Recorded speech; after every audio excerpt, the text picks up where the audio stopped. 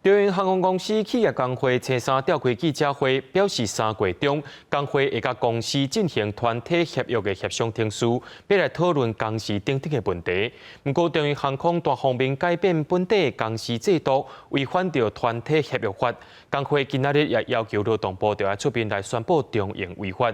不过，针对着工会指控，中英却表示工会伫咧抹黑公司。中英航空公司企业工会伫今年3月12日，甲中英公司展开团体协商程序，讨论工时等等问题。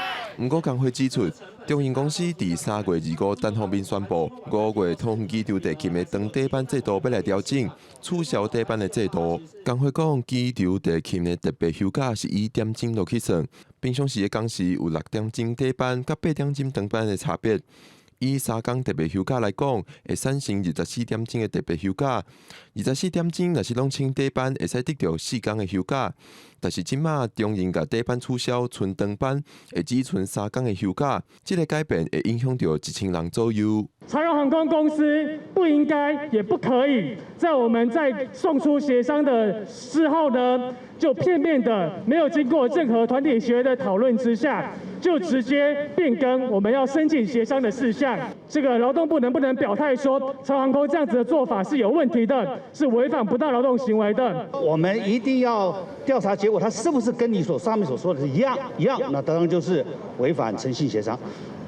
这个是我们需要的。工会表示，受疫情影响，公司有经营压力，但是工会是愿意甲公司来讨论因应对策，但是希望公司先把制度改回去。公司应该要先退回到我们原本的长短班的工时制度，然后再就我们现在的整体的情况来做讨论。比如说，公司你今天真的觉得有成本上的考量，那你提出成本的数据，那我们再就整个环境的一个状况来做讨论，说我们应该可以怎么去协调出一个劳资双方都可以承担的那个模式。中英航空公司表示，底班较接出现加班的情形。固定8点钟的长班是会使予员工较稳定的工作时间，而且对2018年开始就咧豆豆取消底班的制度，而且过程当中嘛有宣导，工会是伫今年才提出团体协商，主动调整的进度。中英批评工会这是咧抹黑公司。记者郭碧君、谢桂林台北报道。